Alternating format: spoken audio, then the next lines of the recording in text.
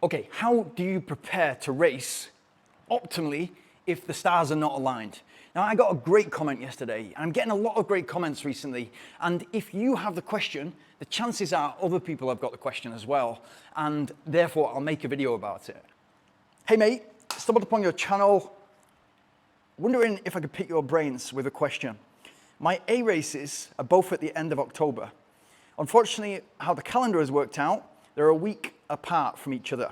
I'd like to run low 32 minutes for 10K and then place well in the Masters division at Mountain Running Championships in New Zealand. My current training is about 80-90 kilometers per week over 5 days, one long run of two hours, plus this is currently about 500 meters of hard vertical effort in it, and one specific session at 10K or threshold per week. The rest is easy. I'd also really like to do a trail marathon 3 weeks after, and I would be very much going into it understanding I've not done the specific marathon running, so with low expectations. The reason I'd like to do it is because I'll be returning back to Europe shortly, and it feels like it would be my last shot to do it. Question is, do you think it's doable for my current training volume sessions, or do you think it has the potential to be a horrible experience without doing those big session long runs? First two races are really my focus, so I don't want to compromise on the 10K speed sessions. Thanks. It's brilliant because we're looking and we're targeting so far ahead. We're now sort of mid-May and we're looking already to October. So this person is really, really pushing level. And obviously running 32 minutes for 10K is fantastic.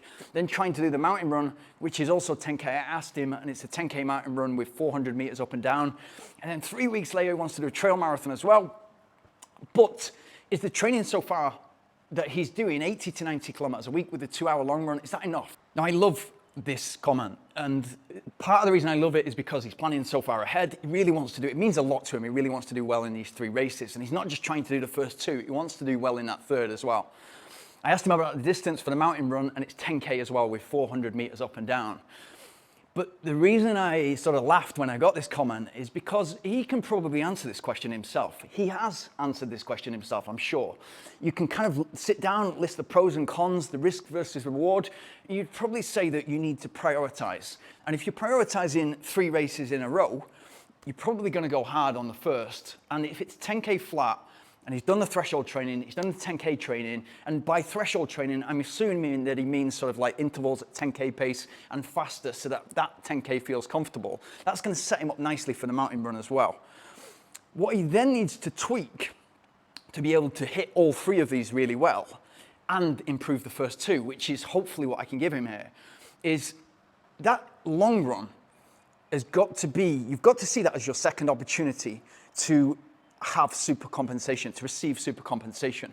So a lot of my long runs will not just be, okay, 2 hours plus, and it's all sort of conversational in zone 2. A lot of my long runs, and that will have there's training stimulus there, it will have an impact on your endurance, you will build endurance. But I see that long run as the second opportunity in the week of just 2 opportunities, the rest is recovery run and easy running.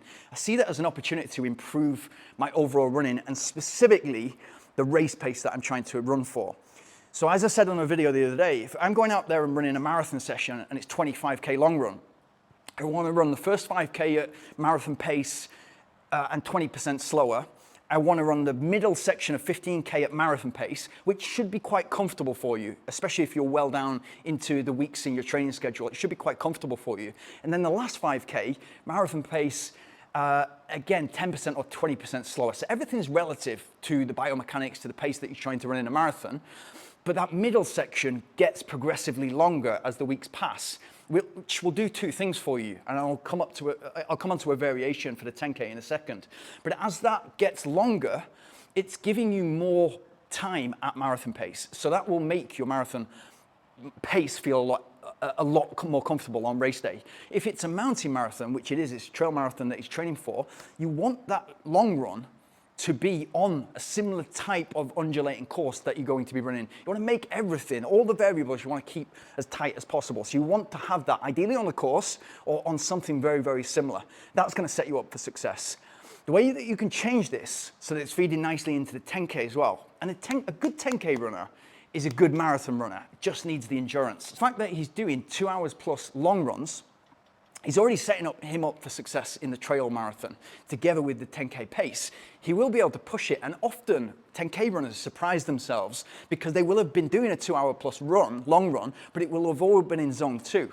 So if you just switch that a little bit, and I'm not saying every single run, sometimes it's good just to go out and do 2 hours in zone 2, but if you switch that and maybe you say, okay, I'm going to go out and going to do a 2 hour long run, but after 15, 20 minutes, a total work volume of 24 minutes, let's say, or 30 minutes, I'm going to do 15 times 2 minutes at 10K pace within the long run and a minute in between float. And what I mean by that is you're just kind of decelerating and then accelerating again to go again. 15 times 2 minutes, so 30 minutes of hard work, not too far off your 10K pace, total 30 minutes hard work, but with the strength that's going into the legs and the endurance that's going in as well. So that ties nicely into the trail marathon, especially, again, if you're training flat 10K and you're trying to run 32 minutes for that, and then we're talking mountain run 10K, and then we're talking trail marathon, there's gonna be more similar.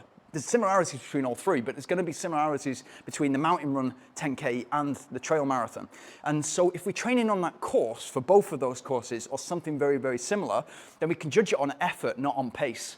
So if we try to chase pace, but it's sort of gradually undulating or it's gradually uphill or whatever, it's very, very difficult. Whereas if we judge it on effort and you're kind of nicely ticking into, let's say, zone 3, zone 4, and you will know this if you're at that level, then you're working at a level that you can sustain for the entire trail marathon. And that might be 2:45, 3 hours if you're running 32 minutes for 10K. It depends on the elevation. So that will also tie nicely back into the 10K flat, where you're gonna have lots of strength, and you'll feel that in your intervals, in your threshold sessions as the weeks progress. You'll feel that you can do more volume at that, and the legs are not sort of towards the end of the session being super fatigued. And what that will do will mean that you can load more on the speed, but you're not going to have the same amount of recovery needed in order to get back at it and hit that long run again. So long story short, you want to be hitting that threshold session, that midweek interval session, and then you want to be hitting the long run and making it specific so that you're getting the super compensation from that, as well as the endurance stimulus benefit. You're getting the specific on the course, ideally on a trail marathon, at the effort that you want to do either your 10K or mix it up, or your trail marathon, and everything starts to work into it. It's difficult to get all those right, and it's not an exact science, but it is possible to set yourself up for success.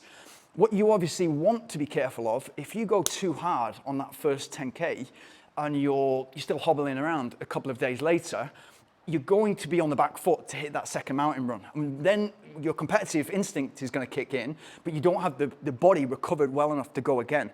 So you need to be disciplined in that area. And I've struggled over the years with that, and especially in my early career, I struggled when races are close together, which they often were in Spain, I would struggle at holding back. And what I needed to do, for instance, if I was training for a half marathon, a marathon, and an ultra marathon in quick succession, I knew that eventually that I needed to insert the discipline. So I'd do, for example, half marathon, I'd run it twice.